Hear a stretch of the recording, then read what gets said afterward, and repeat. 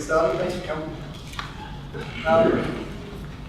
So in the last one when we were up in the Gold Coast, the session I remember best was when Andy Gregory's brought his lathe in, was actually working in front of us, and I thought it was just great to actually watch people work.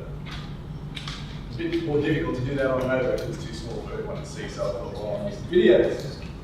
And so I've condensed it down as much as I can. I mean, this video takes about half an hour, but I'll talk you through it. And if you want me to slow down or stop or ask questions anytime, just I'll pause it, whatever.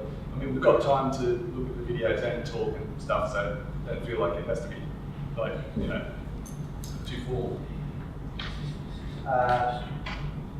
So I mean, and the idea is this is how I do it. I'm not saying this is the way to do it, but this is what I've been doing for the last 20 years, and I've found it works well for me.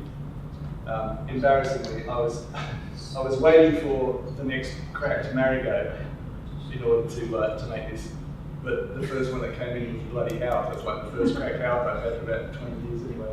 It was actually Howard. So you can see I've got, this is my setup. I've got this mill drill with a dividing head and a tailstock on it. It's a really cheap Chinese piece of junk, but it's good enough for my purpose. And all the cutters I use are all handmade. I'm making them myself. Not that I'm a toolmaker, but I get by. So the first thing I've got to do with this is, because it's just very much a hand machine. You can see the crack here, and it continues up here as well. So all I'm doing here with this drill, this is a drill that's exactly the same size as the hole, and all I'm doing is lining it up.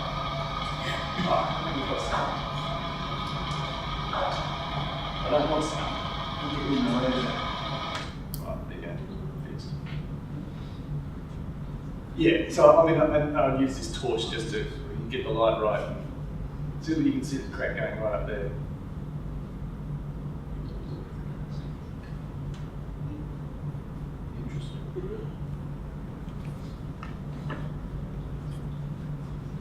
Yeah. So all I'm doing is lining it up so I know that I'm over the dead center of the hole, and it's all basically by line. Do you use these wigglers for centering? Well, I've set the machine up so I know that it's central before I start. I mean, in this direction it's central. Yeah. So then it's just a matter of twisting it. You know these things that they have basically like a 12-mil shank, and then like a piece that is sprung loaded and it's pressing the ground. Oh, no, working this? Mm-hmm. Okay, well, just to set it up, it's pretty good, but yeah. I use it all the time to line up knot holes and stuff. And that's just as a double check, I just touch the top of the tone hole to make sure it's taking it off evenly all around before I start. And this is just a flat bottom cutter. So the idea here is to take the wood out completely and get well below the depth of the crack, so that when you put the bush in, it's gone below the crack and it's going to stay airtight. Now, this cutter is the right size for a 3rd octave on a marigot, and I embarrassingly don't actually have one the right size for a Howard. And you can see it's a little bit too small. I'd prefer to go right out to the edge with the cut. So, it's a little bit small, but you can get away with it. You go all the way through? No, to about 0.5 millimetre, maybe a millimetre from the bore.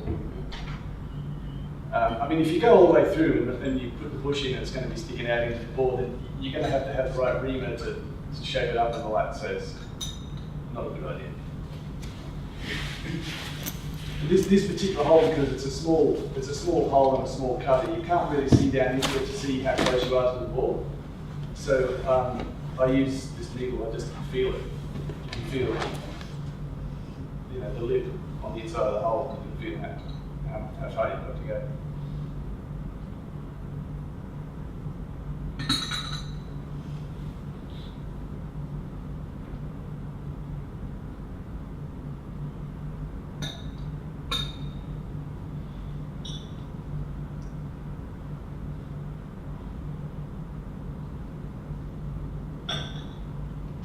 So the idea here is that all this area of wood here is stressed, and by taking this out, you're taking all the stress off the crack.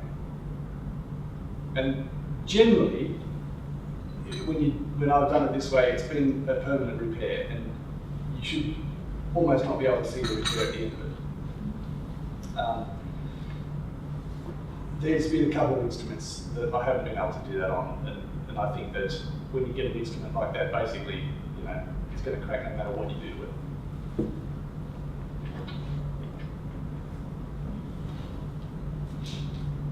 You see this, that one's closer to the edge of the hole, that's the right size, almost to the edge.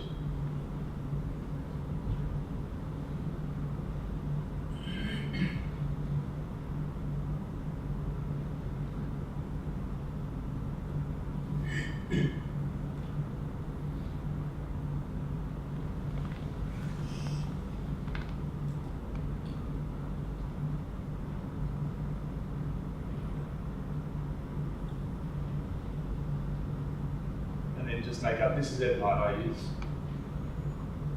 because it glues well and you can work it well and you get a decent finish on it. Does anyone still use ebonite? And where do you get it from? Man, I got some stock off Brian Dixon when he closed the shop. Right, so that's where it came from. Well, this is from Japan, and you can see, you know, it's pretty rough. Isn't it the Hamburg? Is the Hamburger Gummibahn? Yeah, the German stuff's supposed to be better, Some stuff. but it's like, you know, 3 times the price. Yeah. And yeah, I don't know. I get by with this stuff, it's pretty good. And you know, it sort of polishes up in the end, but you've got to be really careful with it. It overheats, you know, easily. Plus my colours probably aren't the greatest. Blunts. Doesn't it blunt colours really? Yeah, probably, yeah. That's the, I mark it here so I can put it back in the chuck. And it stays centered. Just take the corner off there to make sure it goes, because I'm not completely confident that my flat bottom cutter has a perfect edge on it, so I'm just taking the corner off. I keep pointing my finger. You go there, just to make sure that it sits right down at the bottom of the hole.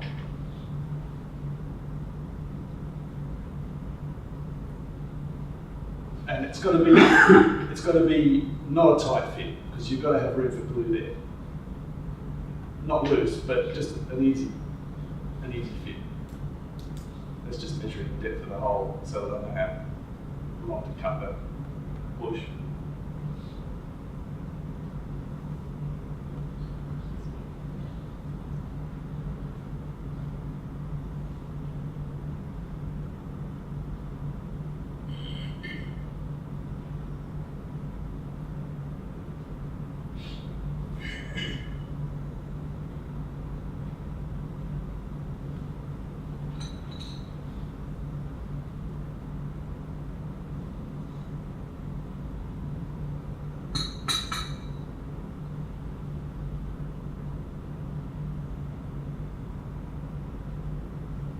So you notice in this case I'm doing 3 holes, and you know, you've really got to, if there's any sign of a crack at all, you've got to take that hole out.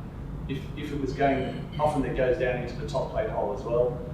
This one, I felt we didn't have to go that far, but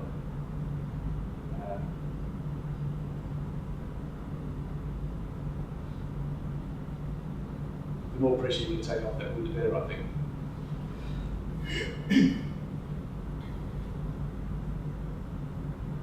Do you use turning inserts sometimes? Just because that's high-speed steel, is it? Yeah, I just use high-speed steel, yeah, because, I don't know, it's easy. I mean, look, I'm not an expert machinist. I only learned, you know, in the repair shop at house, and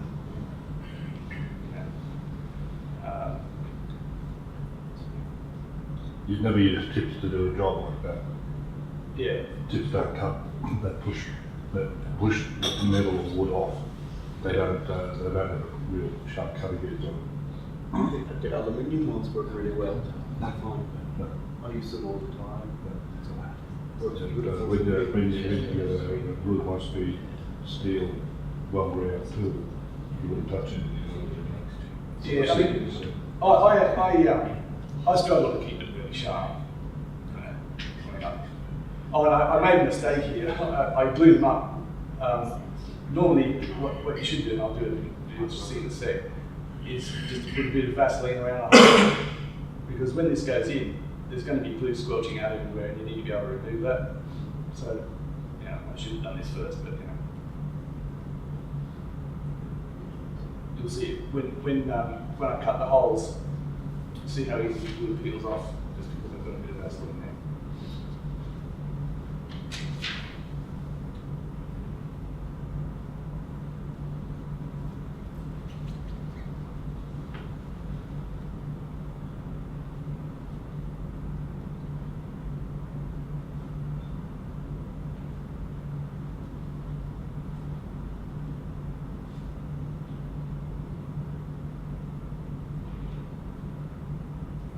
Twist to make sure it's working. Probably see it in the bottom there. What glue are you using? Oh, it's just normal high strength aldehyde. I used to use 5-minute aldehyde. Yeah. And I had a Cedra actually fell down the stairs once and her instrument broke in half, snapped the tendon off the bed 2 days before she flew to Sydney for an audition. And so I had to do it quickly, and but this is the next day, by the way, so the glue's dry. If I was good at videos, I would have done a nice transition there to show that. But yeah, and the repair worked fine. I did an insert and made a new tendon and all the rest of it. And we sold the instrument about, 12 years later or something. And embarrassingly, about 6 months after we sold the instrument, it came back and it had come out. Well, okay, so it lasted like 12 or 15 years with 5-minute aldehyde. Would it be better with full strength? I don't know, but because of that, I always use full strength now.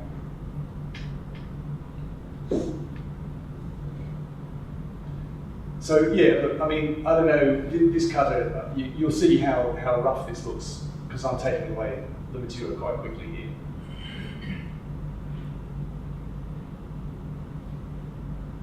So you get this pretty rough surface on it, because it gets too hot. So the finishing cut's got to be really just kind of rubbing it.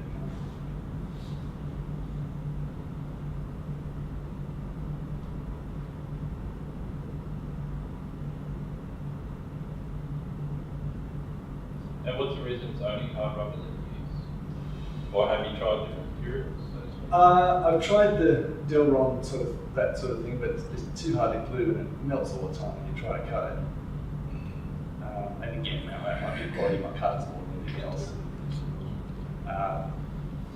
But I think that the hard rubber, it's got a little bit of give in it, so it'll move. If the wood still wants to move, it'll move with the wood.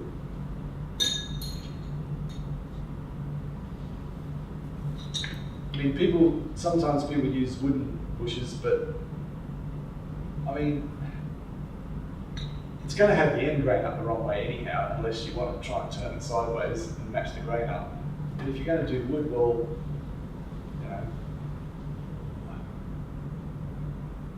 you're still going to sort of struggle to get it totally stable and have the pores all filled up and everything. You see how the glue just peels off. Is that a mill drill that you use? Yeah. A very cheap Chinese one. It was the only one I could find with a table long enough to fit a corollary joint.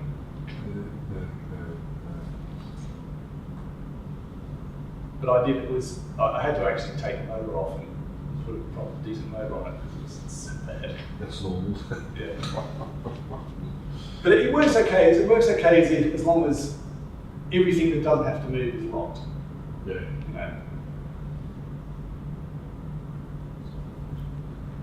And you can see, I mean, it's even wobbling there. You can see there's a little movement there. That's obviously not good, but yeah, I get away with it. And here, like, so I'm just making sure that the cut goes just below the surface of the instrument, and so that the actual bend place here should be just below the surface, and that's why I'm just doing that by eye. And the final cut, just making sure to get as good a surface on it as I can.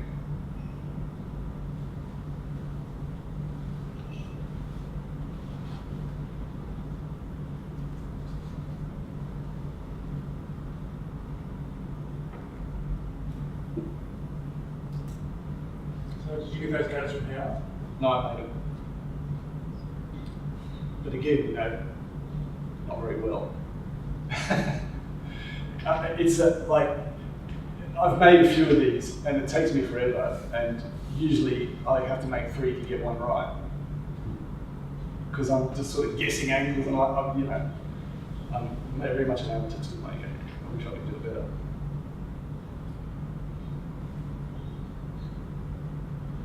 Now hopefully, I think you can see how that cracked. Now, it did actually close up a bit. This is like 2 or 3 days later. Normally, you should probably wait before you put the bushes in and let it close up. But I had to get this done quickly. The customer needed that back, so now all I'm going to do now is fill the crack. Now that it's hopefully nice and stable, I'm just going to fill it and try to make it look as invisible as I can. This is just normal, everyday super glue.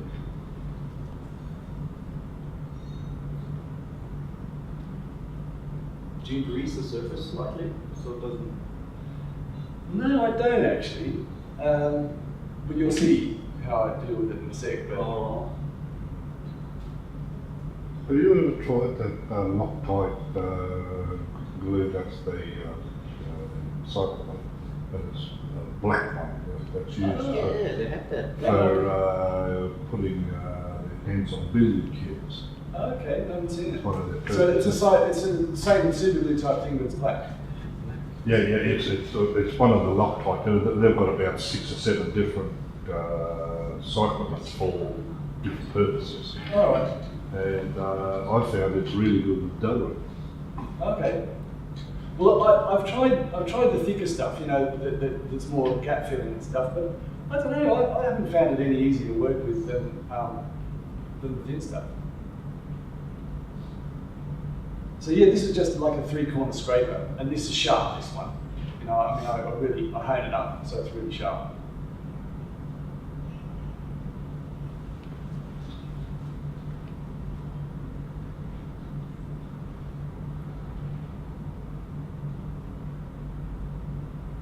And although there's a lot of material to take off here, but it's pretty quick actually. It doesn't take too long. And you've got to be careful. Like I'm using a scraping action rather than a cutting action, because you can pull the glue out of the gap if you're not careful.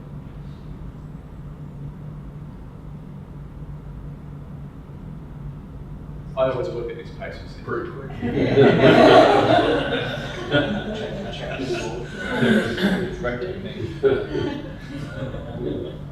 Good calorie burning there, Richard. Yeah. But I often do is I just make my fingers a bit just a bit greasy. Yeah, just rub it. There's actually not a layer of grease, and you just go over it, so there's just Right. a very, very thin layer of grease on the tongue, so it doesn't. Yeah, no, well, I should try that.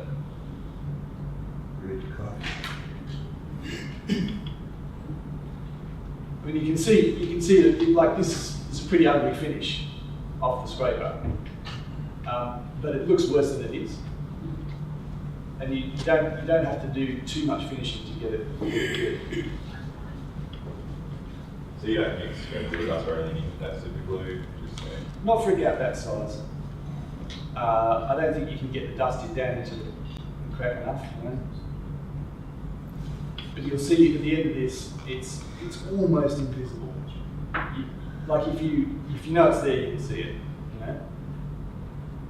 And that's a pretty big crack. You're not, like I said, I'm normally waiting for it to close up a bit more. So.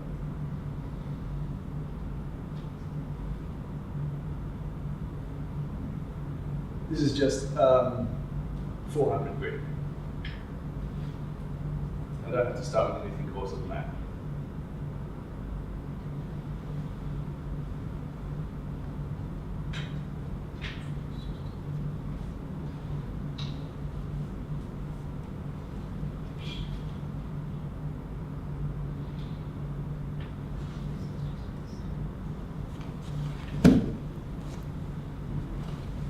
I know I missed the beginning, but would you put it up in your mill drill, dividing head? Yeah. And then use something to go along and work out where the Yeah, the line it holes up with a drill bit that's the same size as the are. line. Yeah, yeah.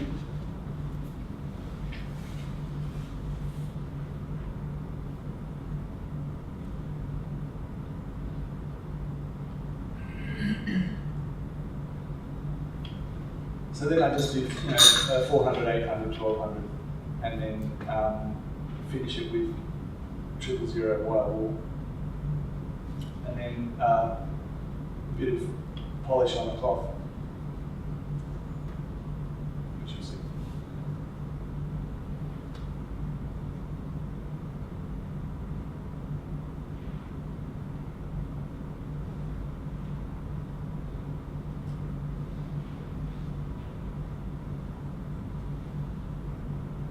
I can't remember how long this took me, but I think it's maybe 20 minutes or something to, for getting the glue off.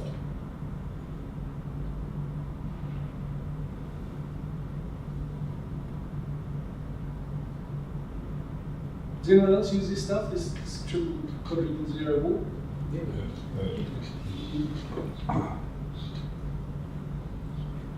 Yeah, I use it on boats, it's really. Yeah. I mean, it still gives you a slightly dull finish, but a little bit of polish afterwards, and it's fine.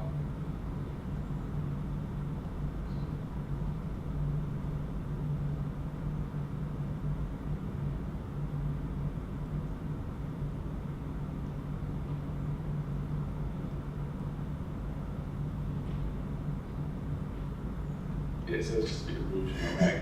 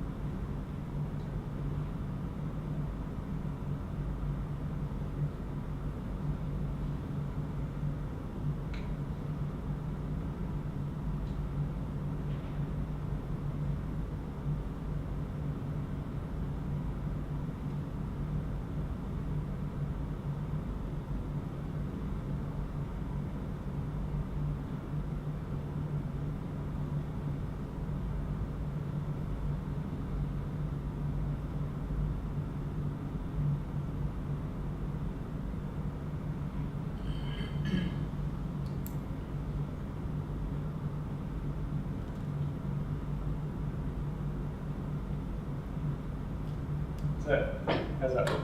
Beautiful. Not too bad.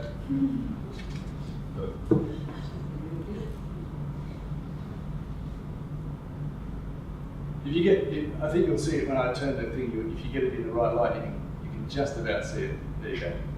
Just there. Just there. Just depends on how light it is. Because the glue's a little bit more shiny than the wood.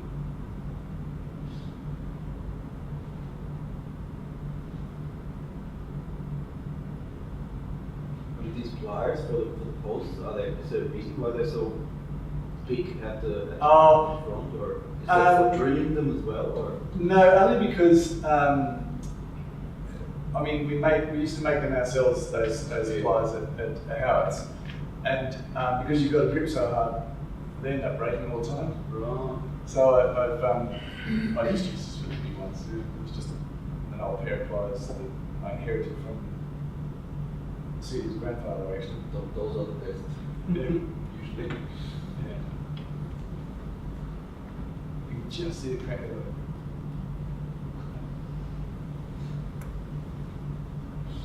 So, seating pads, seating cork pads. Worth watching this next bit?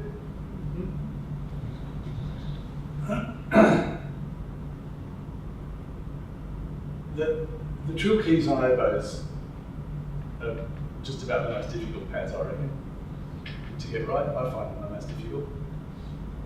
And you can see, like, these too thick. You can see that they're not going down in front. And that's a good indication, because that's just the pad straight in without doing anything to it, and it should be too thick. And it's a good indication that I've got the height of the tone hole right as well.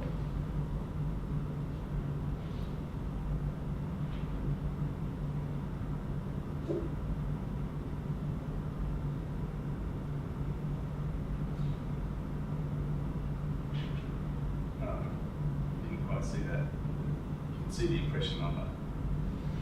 So this is just like it's 180 sandpaper, I think it is. So it's harsh. I'm just getting it down to roughing it out kind of thing to get roughly the right thickness.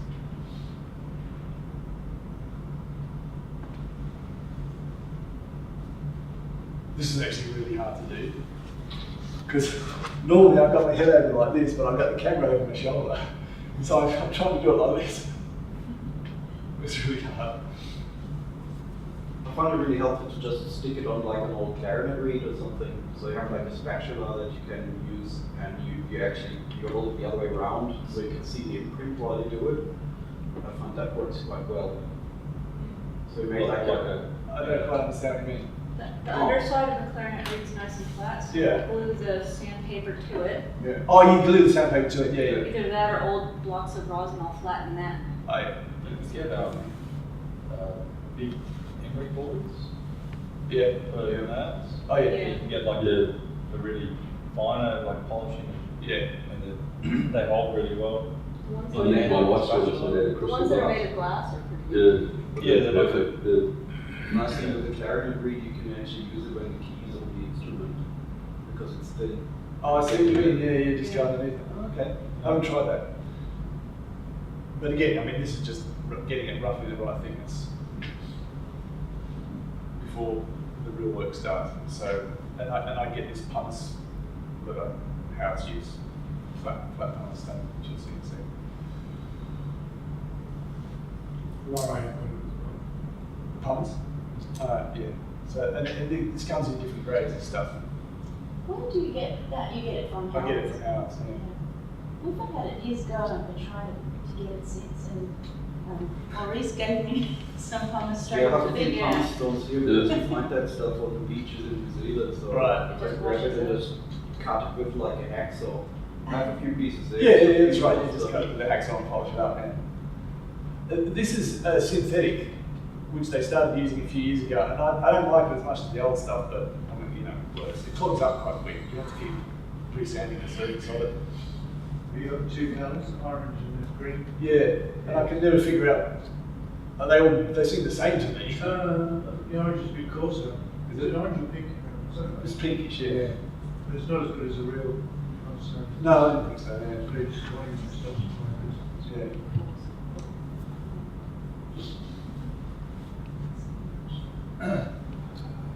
So I'm checking all the time, tipping it up to see where I'm taking it off, because it's hard to judge it by eye. And like this, I've always been frustrated with this job. It always takes longer than you think. And then you think, oh, it can't be that hard to see your bloody pad. But there's little ones, especially because they're coming down at an angle like that. This is where I really like it. I take like a clarinet reed, a thin strip, put a bit of on at the end, and if you get in there, you can kind of sand it in situ. Right. And that way you can check it, sand it, check it, bang it. Yeah, you don't have to do all this taking on and off. Yeah.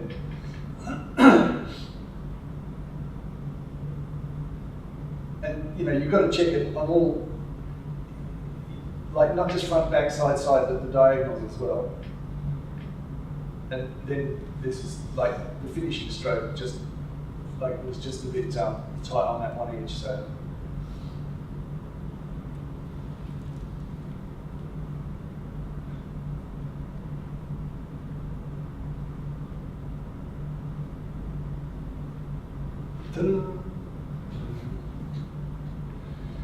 Right, that's that one. How's that for pace? Is that all right? Yeah. So someone else asked about the feathers on an oboe. That was you, was it? Because so you've got a couple of things that you need to look at. There needs to be the right distance here so that the B flat is touching the B at the right time. And you also need clearance down here between, so that it's not holding the D sharp open. And you often find if they've been bent, it's holding it. If the D sharp's being held open, they've been bent. Unless someone's just gone mad and screwed it, you can see that just from looking at it. If the screw looks in a sensible place or is bent. So that's what this next one's all about.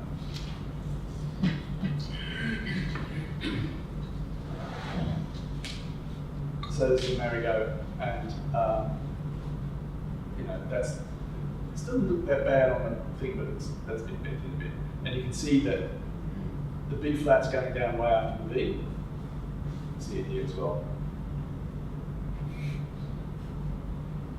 and that there's no clearance here, and this is being held open.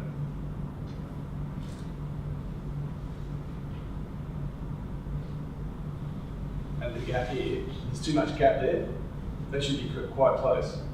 So I'm just going to pull the B key over a bit so that to get them in sort of a more sensible position.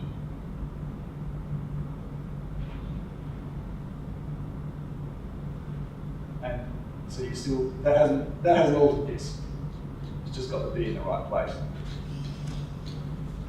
So now I'm going to pull the B flat up because it's hitting the B key too early.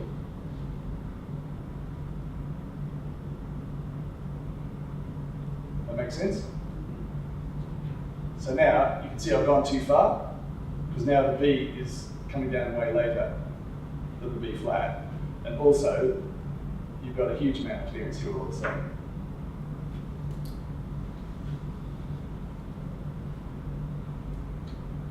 So obviously I've taken it too far. So I'll just pull that back down a bit.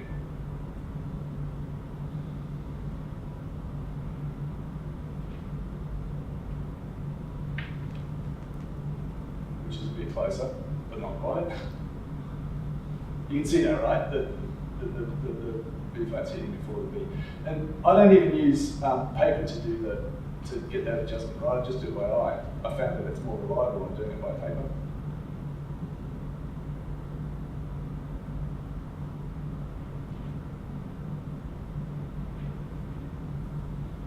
So we've still got, just checking that we've got play here and that we're not holding the B flat open.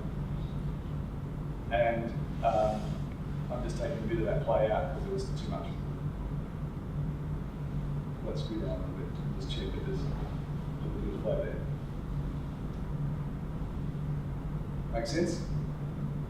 So you adjust the two keys with the two feathers Yeah. when they close, and then you adjust the clearance with those screws to get rid of the clearance.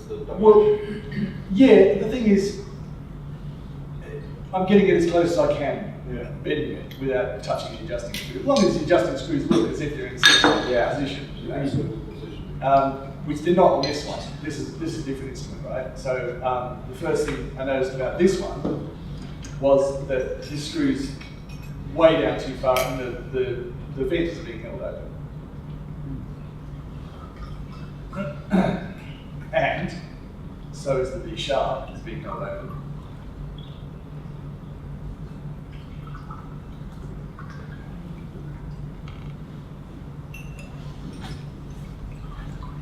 So yeah, you can see how far that screw's been put down. Someone's just gone crazy with that. So I'm just taking it completely out of the equation for the moment. So there's plenty of play there.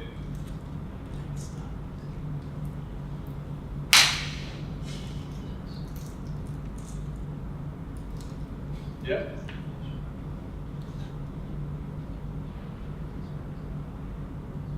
And there's no play there, and that's this is B hello. So this is the same problem as the last instrument. You'll see that the B is going down before the B flat again. Yeah.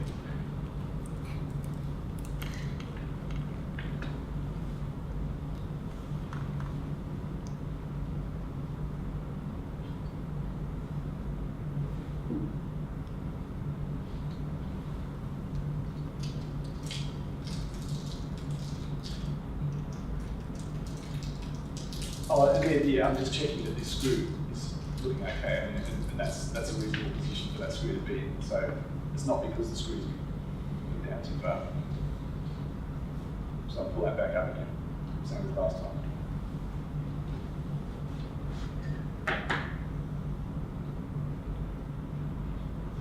You always do the key rather than the tab.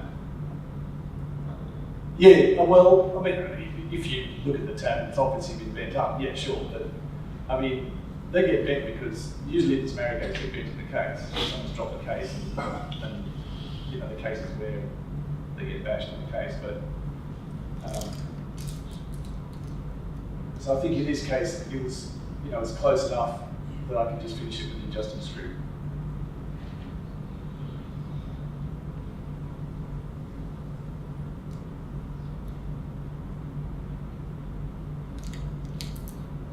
Any preference pad-wise, like leather pads, steel pads, cork pads, or? I use the those Pisoni white leather pads with the polythene backing on.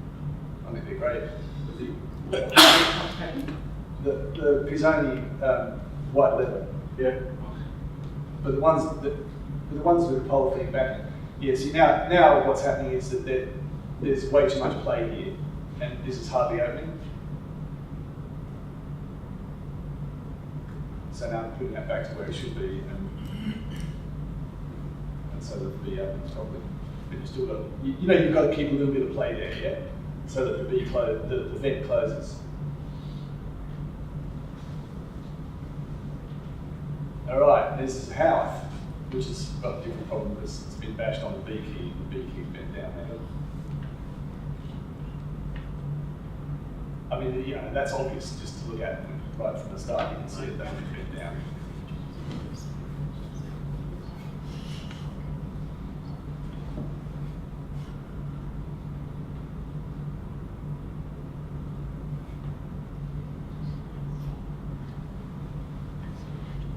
And on this one, you'll see that the B flat's going down before the B, so it's the opposite problem.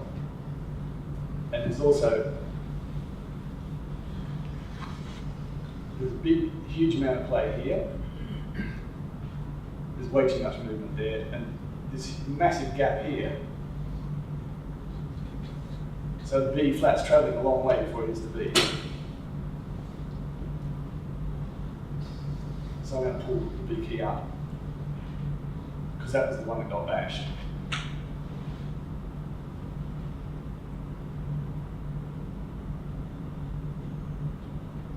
You've got to be a little bit careful here, that because if you transfer the weight, hang on, if you transfer the force right to there, then you can bend that there and foul the whole thing up. So you know, you want to make sure that it's bending, you know, there rather than at the hinge. So that you can see that's closer than it was, but we're still not quite there because the B's still going down late.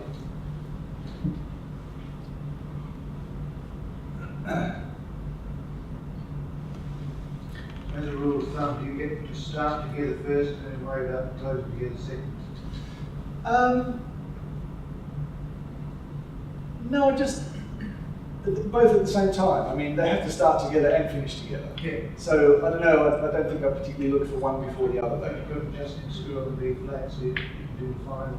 Yeah. Getting together with the B flat key at the end, providing the starting key so you get Yeah, right.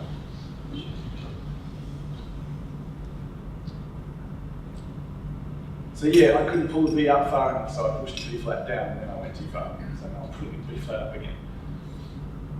Just checking there's play there again, so that the D sharp's not staying open. That's fine.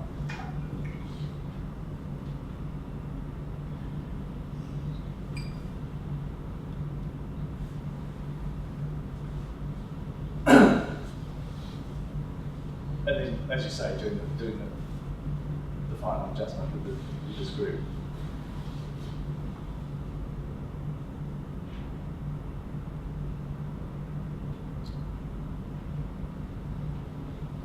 So they start to finish together.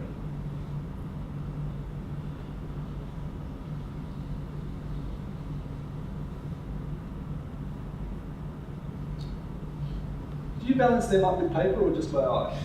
By eye. I will check it with paper at the very end, but by eye and feel it. You can feel it when they both get together. It's a very nice feeling. You know, it's right. Well, yeah, and I found. Stop. You know, I found that I just got better, more consistent results by doing it by eye. Yeah, well, you can Because the pads grip the paper differently and can give you a false. Yeah, idea. just slightly further with your thumb. Once you go back and forwards, and you can Yeah, tell. yeah, Straight away. yeah, that's right. Are you getting those wipers pads from Howard? No, with plus.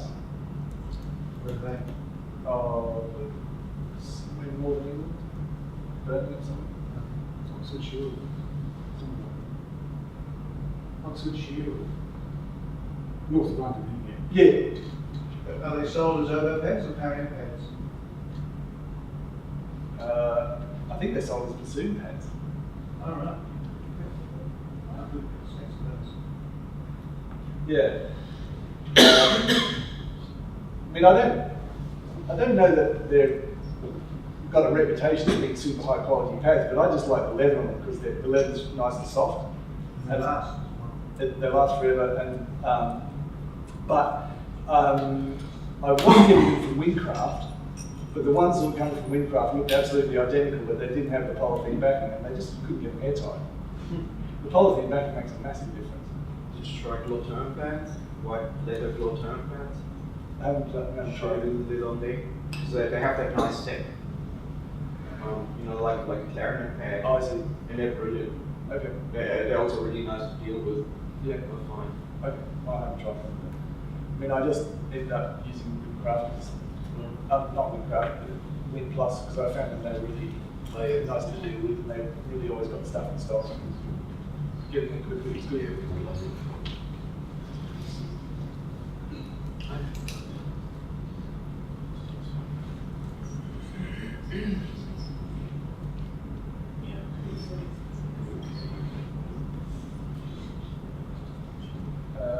What's happened to you? We're going backwards. Yeah.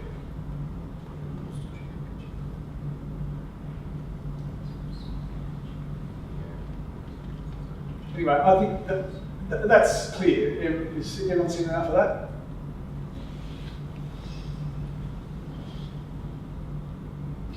I did it 4 times. So is any questions or anything? The only other, this was last one's how I prepare tone holes. And I've done it in 2 different ways, so. I've got a question. When you said Pisoni pads with polythene backing, are they premium deluxe or? Yeah. Bloody Pisoni, you never know what you're getting. That's why I always go to the same supplier because it's always the same one. They are called Premium Deluxe, yes. And they're called Premium Deluxe from Windcraft as well. And they look absolutely identical, but they don't have the polythene backing. Yeah. Do you buy them direct from Italy or? Well, no, because I don't use them in big enough numbers. Yeah. And having talked to the suppliers, it seems like they don't know what they're getting either. You know, because I know that Windcraft thought that they were selling pads with the polythene backing, and I bought like $500 worth of pads. They were all cotton. They all had the. They didn't have the. Arrived. I was putting these oboes together, and I couldn't work out why I couldn't get an airtime. This is our experience too. Maybe this is a great thing we can do with this association is maybe co-op together and do a bulk order for each other. Yeah. Yeah, it's really Well, nice. I was hesitant to go direct to designing because I've never dealt with them, and because of this, of hearing it from different sources, you never know what you're getting. Because, they do 3 different versions that look identical. Sounds like a good reason for a holiday in Italy. Yeah. Maybe it's a smart retailer. Yeah. Maybe there's a smart retailer amongst us who'll take on the Pisoni Australia. Yeah. Well, I remember talking to Kraus about that. And he's quite a basic guy anyway. But Well, he's impossible to deal with from another country. There is one thing about Kraus, is he's actually cheaper than Pisoni. You buy Pisoni pads on Kraus cheaper than you do buy But from Australia, you have to do the unmarked bills in the brown paper bag and don't mention tax. It's really hard to deal with him. Yeah, it all has to go into a Canadian account. Or a Swiss offshore thing. Or some sort of. Yeah, it's true. So anyway, this is I did this. Company that has its seat in the Cayman Islands. I did this at the last conference, but I thought I'd do a video so you can see it close up.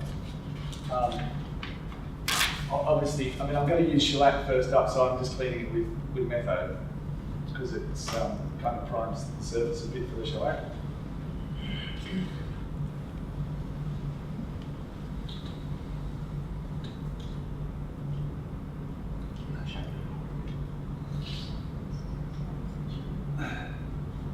And I like this method. I mean, it's quite time consuming, but I found that you can fix quite big faults with this very successfully. I mean, if there's really big chip, I use the dust and super glue. But with this method, if it's if the tone hole's in pretty rough condition, We prefer that. what's that? I prefer it. I do that sometimes. You do the first come in, you have to do that. You put the keys back on before that, it was leaking. You do just that. I use super glue usually. Yeah. Trim them a little bit, put the keys back on. You don't even have to receive the keys, and voila, it's airtight. Yeah. So I'm working from here up to here. So I'm sort of pushing the material up to the lip and slightly over the lip. You can see there's like a burr there that I've left. It's kind of over the lip.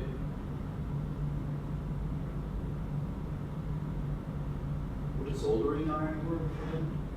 I haven't tried a soldering iron. This is just a piece of 3mm rod that I'm heating up over the flame. And as it cools, you can see, when you first touch it, it's too hot and it's bubbling the shellac. But as it cools, you just get it to the right temperature at the finish.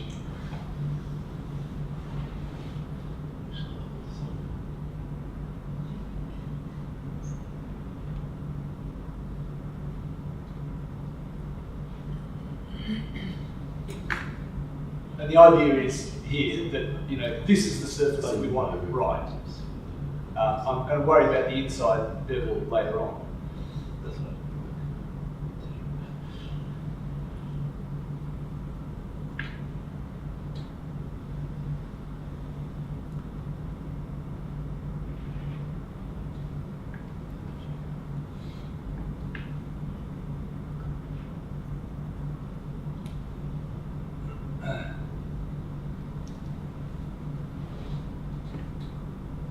You do this to every oboe, as you do? If I'm doing a complete repad, usually I'll just do other holes. A clarinet as well. So a question, because I use super glue Yeah. for this same job.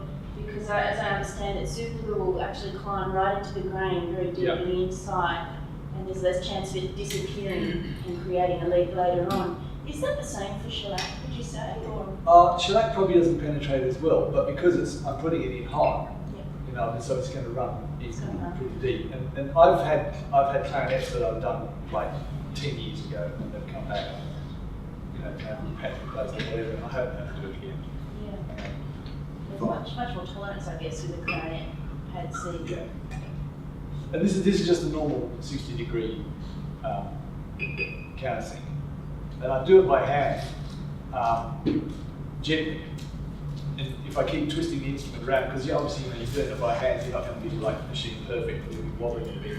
So if I keep turning the instrument around, that just kind of minimises any error. Tried that a couple of times after you showed it at the doctor. Yeah. Yeah, it worked really well. Yeah. Yeah. I mean, it takes a while to get better at it, you know. It looks really nice too. When it's Yeah.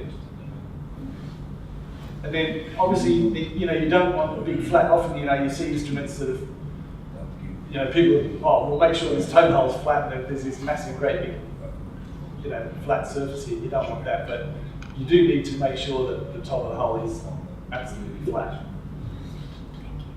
But it should be reasonably sharp. Yeah.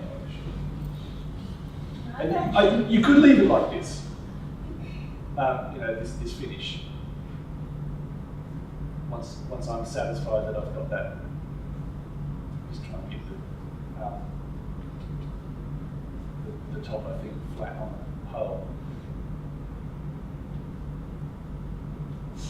So once I'm satisfied that I've got this how I want it, you could leave it like that, but I think it just looks a bit better if you remove the excess shellac. I should have this bit actually. Like, come on, get on with it, Richard.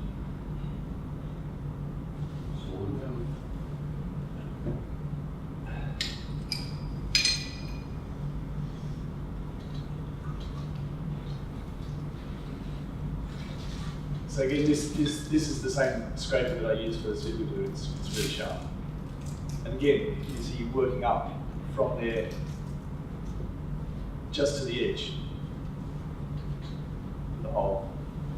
And if you've got to see a slightly thicker flat around here, you can just take it up a little tiny bit to sharpen that up from the outside. And the way and doing it that way means that you're not gradually making the hole bigger over time with the countersink. You know, and the idea is to I'm not taking off any wood. I'm just taking off the excess shellac.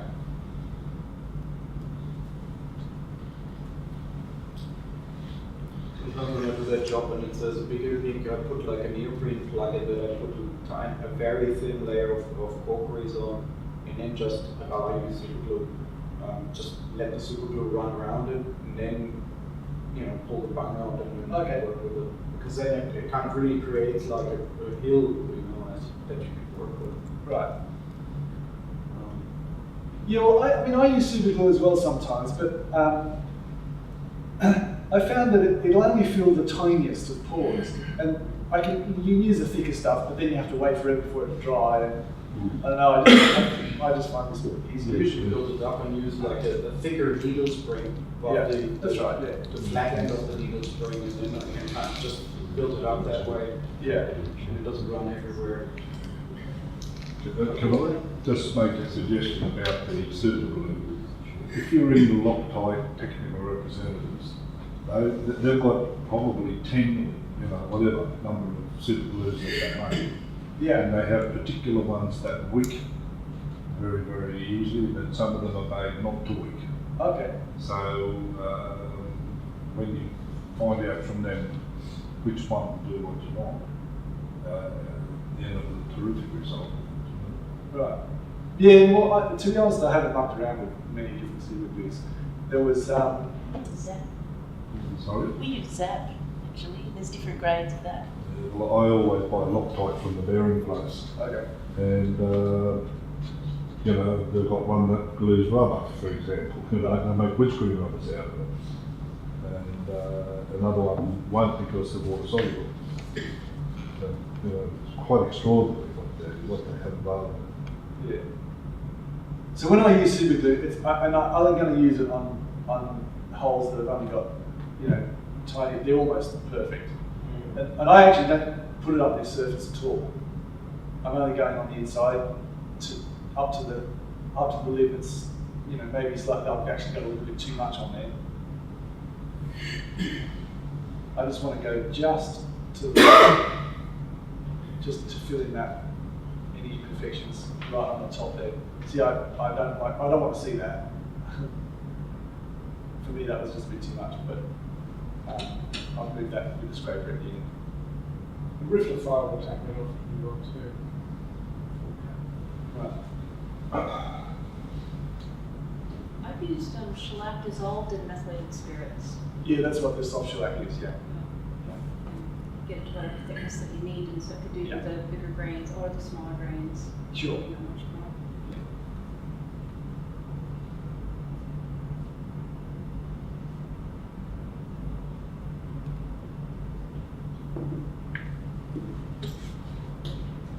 So you were saying that you go over this surface as well?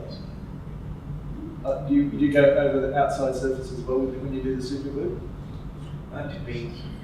I try not to. I mean, often it's not necessary. Super glue is really good for us, as you say, these tiny little ones. But I can sometimes build it up. If there's a big nick, I usually do the bounding method. But Yeah. most of the time, it's not necessary. Thank God.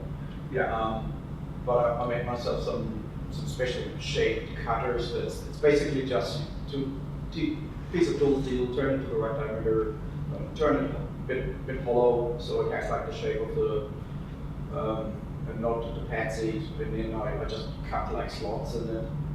So it's like a rudimentary kind of cutting edge, and it works quite well. So that it works on this surface here? Yeah, I mean, I can do it with that. Yeah. It really comes down to the individual knot hole. I mean, if I don't have to do it, I don't do it. Yeah. I can if necessary. And I have also some that I have like a bigger radius so I can get into the corner, and then one that has like a lesser one, so I kind of just touch basically the top of the volcano. Yeah. And that is often, most of the time, that is enough. Yeah. I've got a couple of toppers that I've done that with just with sandpaper. Yeah. But actually I hardly ever use them. Yeah, just do it like this.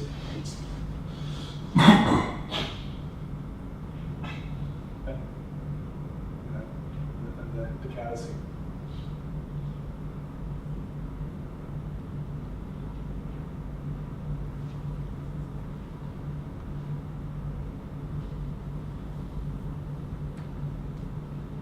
Does that shatter sometimes, the countersink? These ones don't. You've got to get the right size. I mean, I've got a set of 6 of them. You know, if you get one that's too small, sometimes they chatter. And it's harder on bigger holes. Like the bottom holes of the clarinet, you've got to be more careful. You can chatter. How many flutes are in the cutter? I just see a term. Is it like a 2 flute or 3 flute? The countersink? The cutter? Yeah. Yeah. Yeah.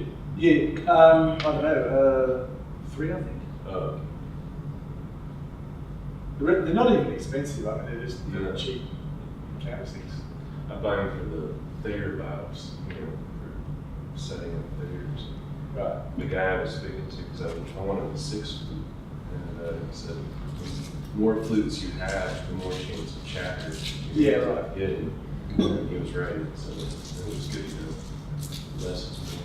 Well, I've heard that odd numbers chatter less. I don't know whether that's matched up to anyone else's experience. That makes sense, because you're distributing it more evenly. Yeah. My teacher at vocational school told me that trick that when you have like it's more for reamers, if it's too sharp, he uses just like a rag or something, wraps it around and cuts with the rag in there to prevent shattering. So you cut basically through the whatever toilet paper or whatever you have. I see what you mean. Yeah. It just seems to fill the gaps and it doesn't shatter as much. That helps quite well.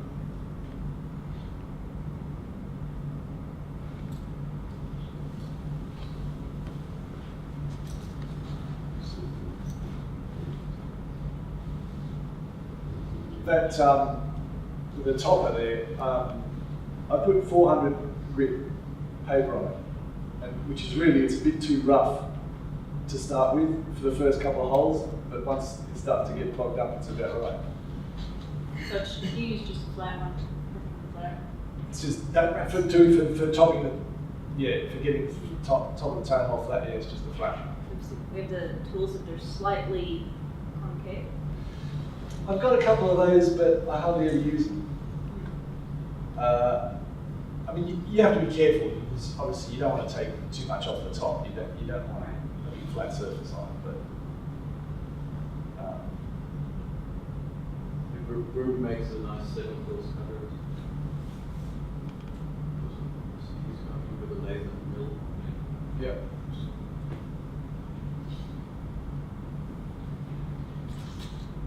So how are we doing for time?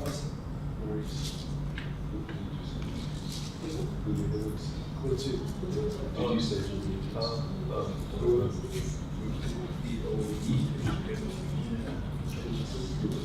So was there anything else, any specific questions that people wanted to talk about with Oboes? When you have the crack, like before you even do the inserts and you might clean it up, how do you treat the crack?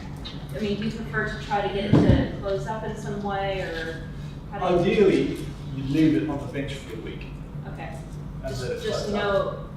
know, like some people put it in a bag of orange peels. I know one person who will like put a soaking wet cloth on it. Yeah. And the soaking wet cloth to me sounds a little weird. Yeah. Yeah, sitting on a bench for a week, but then what do you just let it sit open air?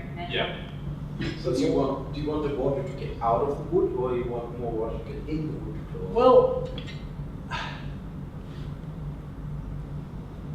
I'm not completely sure what's happening, I suppose. I mean, if it's cracked, then I suppose there's too much water coming in from the pore. And if you just leave it, wedges it open. Yeah. What's happening? Is it drying out, or is the water soaking through to the outside? I don't know. I mean, usually I've found that if you just let it sit for a few days, the crack will close up.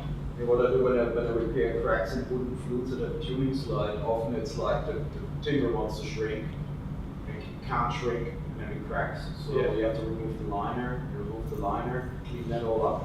Then I have a drying cupboard where you just a dehumidifier blows dry air in, dry it out for like a couple of days, so it's dirt dry, and then the crack closes. I mean, wooden edge on fluid, so it's different than this, but Yeah, well, they move a lot. Don't they? then you glue it, and then you reamer it, and then you re-glue the tuning slide, and then that way, I mean, you know that the wood is dirt dry, and what it does then, it tends to expand when it gets wet, but that's fine. Yeah, right. But with those, I mean, on flutes, I also think it's probably that the water goes into the bore too fast. Yes. And it just wedges the outside wood open. Yeah, I think that's right. And it's worse with Oboes because the wood is thicker. Yeah, I had a case where a guy had bought like an old rosewood oboe, beautiful tulip wood, and it was in the attic for like years. Yeah. And I played it too far, too much too fast, and it was just, yeah. So, Yeah, well, when you've got an instrument that's been sitting in your attic like that for years, you totally won't dry. You've got to treat it like a new instrument. that's where one of the walkers would play on it, just slow it down. Yeah. What do you know the ball with? Oh my god.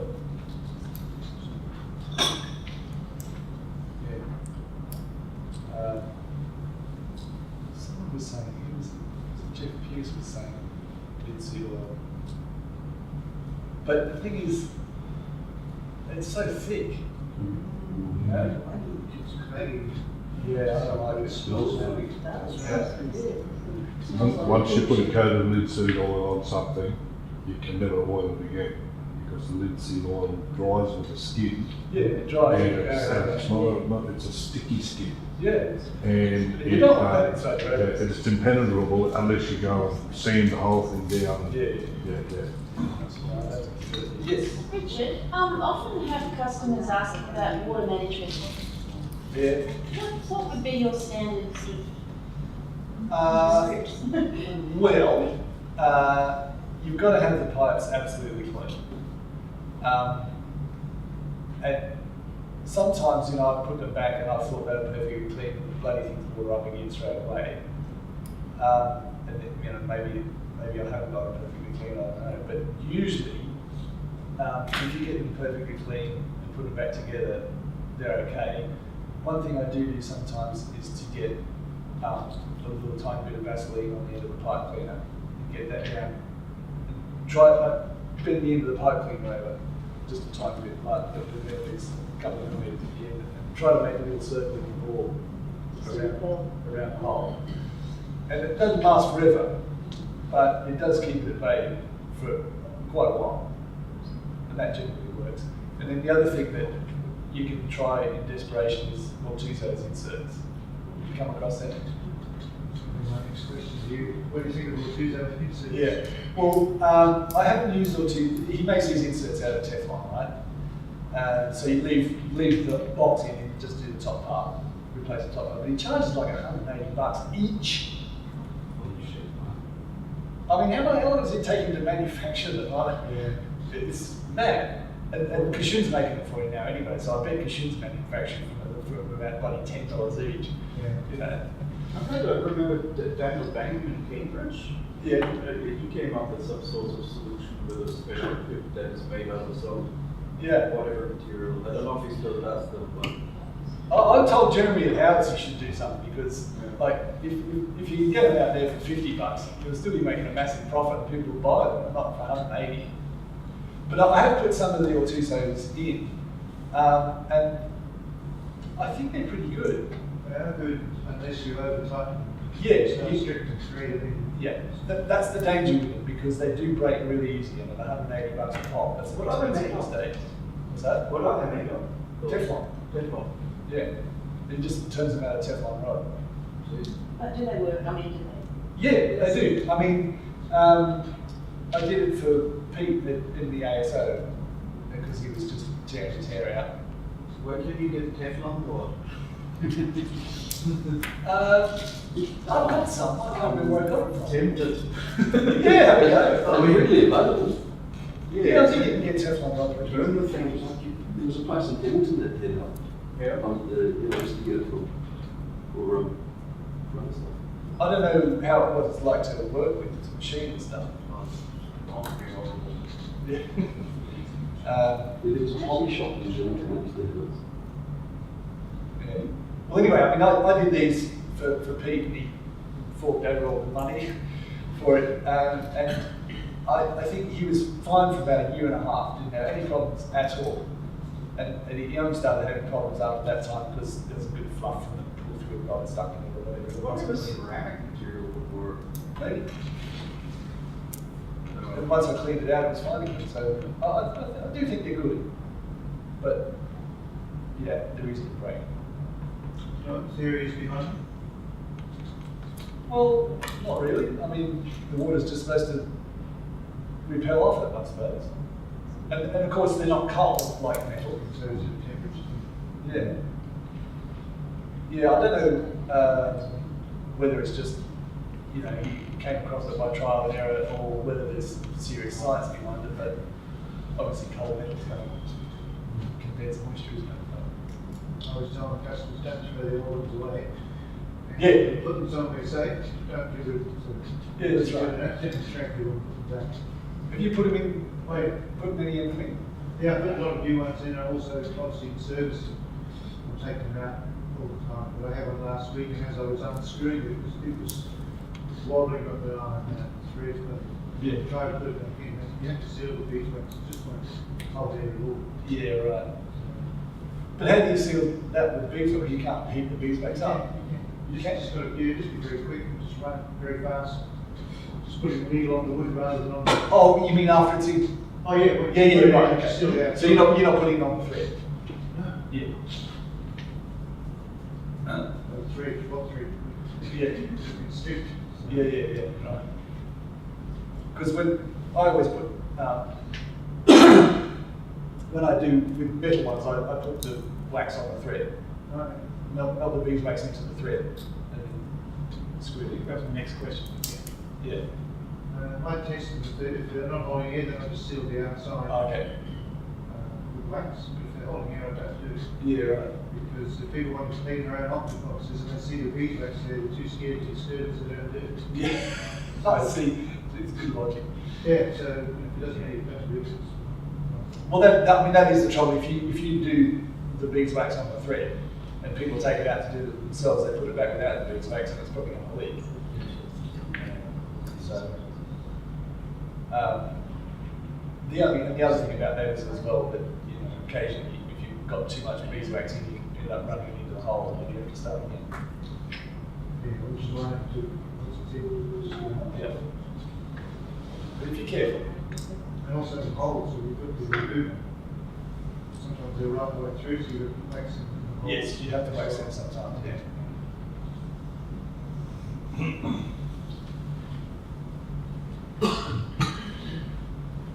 Anything else? What's a 3-minute Oboes? Oh. That was. Please no. I never finished.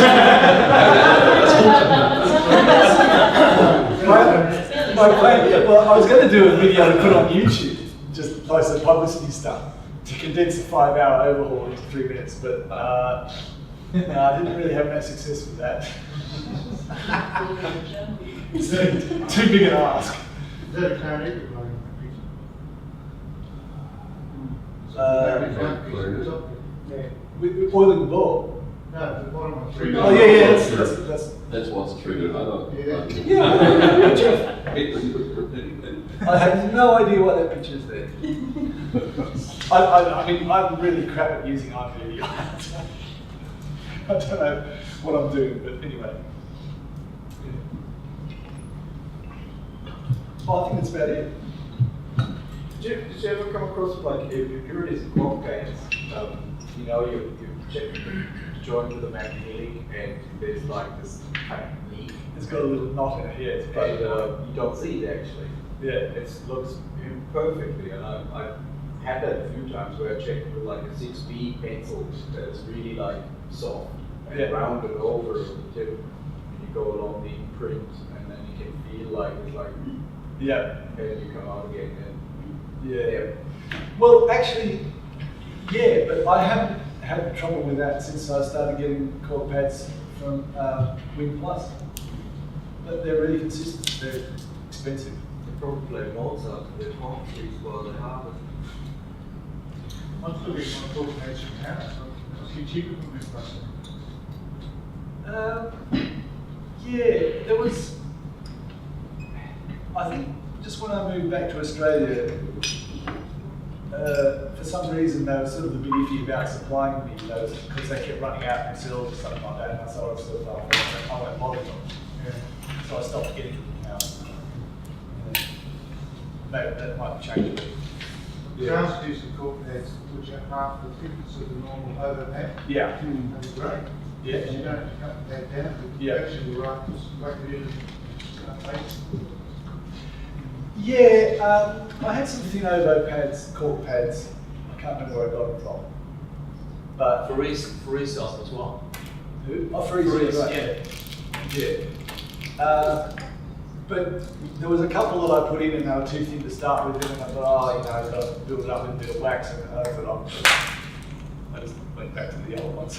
Yeah. I think it was. Would you like to put the cork pads in Oh, the hard shellac. Yeah. I don't use heat melt glue. I hate the stuff because it's so horrible to clean out. It goes with beauty. Yeah, so I just always use white shellac for skin pads and the amber stuff for cork. Is there any reason why you don't make your own cork pads? Get a high quality sheet of cork and. Only because I can't be bothered making the cutters, and I don't know. I've never found a supply of cork that's good enough. Because it has to be pretty much perfect. You can't have any knots and stuff in it. Some of Faris stuff, the cork is really top stuff. From Freeze. Yeah. Yeah. Actually, the last lot of cork I got was bloody awful. It came from Kurt. but that was like cheap called for keys and stuff.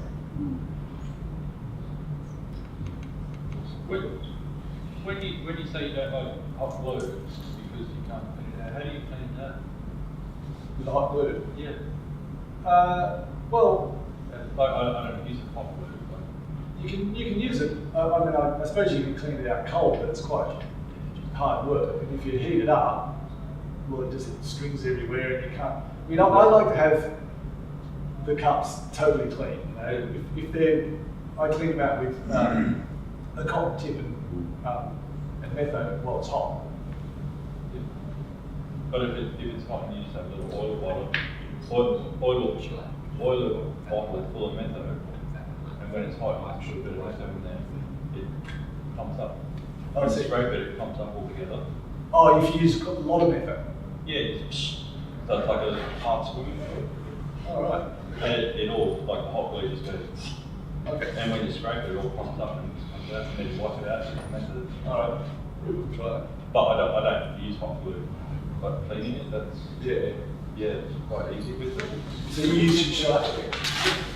Yeah, No, I like shellac. but yeah, just cleaning it, Yeah. it makes it from going Yeah. like that to just scraping and wiping. So, Do you apply the shellac to the pad or to the cup? Good question. I put it on the pad. Yeah. So I think it needs to be as long as possible to get Yes. it on there. Because you do sometimes see them come out. Yeah. Because you haven't got enough adhesion onto the pad. Yes, I agree. It's putting skin pads in and the leather ones when you've got to get exactly the right amount of shellac. My preference is to put too much in and it scorches out. Yeah, exactly. Pops off. You click it off. And sometimes it's difficult to make that look perfect. I mean, it's better if you can do it just exactly the right amount without it scorching out, but I prefer to do that. Because I hate having air pockets underneath the pad. I want it to be a solid bed of shellac with no air, because I think that it makes it noisy when it goes down. That's been my experience anyway. Not too many pads I've taken off that have not had air pockets underneath them. No, they really always do. Yeah. Yeah. Do you use the amber or the black shellac stick? I use amber for core pads and white for skin. There's three types of black. Yeah, I know. I have used it. I didn't like it very much. And Kurt sells this clear stuff as well. I've got a couple of sticks of that. What clear shellac? Yeah. Yeah. I mean, it must be some synthetic thing. I don't know what it is. Yeah. But the white version of that, I think, is fantastic. I love it. The cream, the cream stick. Yeah, it's a stick. I don't know if I've got any with it, but yeah. Yeah, I think that's really good stuff. But I think it is synthetic. But It is synthetic and it all comes from Stuart McDonald, the guitar place, and it's used for fixing finishes. right. And it's very, very cheap on Stuart McDonald. Yeah, very expensive and good. Yeah. Yeah. It does get expired when you see those we have here. The white stuff, It's yeah. Stuart McDonald. Yeah, it does. Yeah. When I used to, if I buy a big back And all those shellacs. Yeah. certain ducks, you buy like that. And I just dig an old screwdriver and keep it in, just make a big one for 6. You can hold it by hand. Yeah. Coloured stuff. Sticks. The black stuff. Yeah, but you just use the amber stuff. You don't No, want I use, I buy the white sticks for the suit pads and pads. Yeah, yeah. Yeah. Where do you get the white sticks from? The white ones, well, what we were just saying, Kurt. Through Also, Kraus sells I like don't, so I still have stocks from Schreiber days. Yeah. And the hair from. Well, those sticks, I don't use it that often. no, you don't use it very often. that's why I like playing. Those sticks that are, they're slightly flat, slightly oblong. And when you break it They're the ones that up. are. Yeah. You're talking about the ones, the square sticks? Yes, I They're like actually The Schreiber is basically sealing wax. Yeah, that's right. Yeah, it's probably I better. only use it really on the zones. Yeah. But I'll- I wouldn't use it on the clarinet, so it's kind of, I just don't have that much of a time to use any digits or clarinet. I crack first, and it works. Yeah. And I find it also good like to keep trying out new things and every once in a while try another glue to just keep on top of it.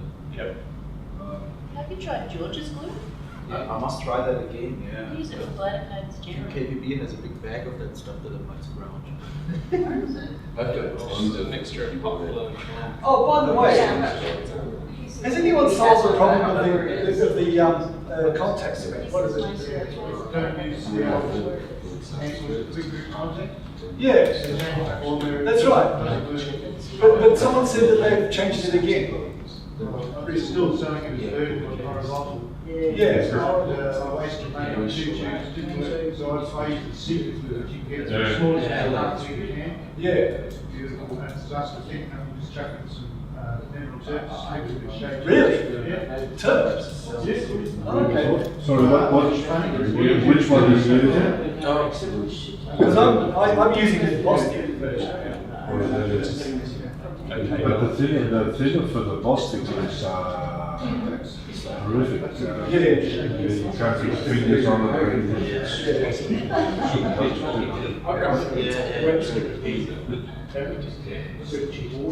Oh, really? It's like contact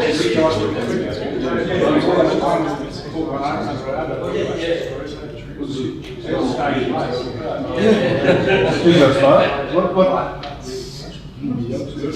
All right, well, I think that's it.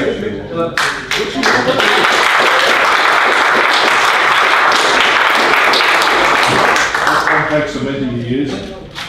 Which contact cement was that? Seeker. Sicker. Yeah, you can buy it, funny. Comes in a nice big I use nail fitters. Cheaper, I guess. Square lip cement works better. Yeah, in the. So which fundings do you want? What best do you I've seen it on all the buildings I've been to. But nothing up there. Just learn to work with us. Come around Miranda. That started and never failed. I've never had. It's still a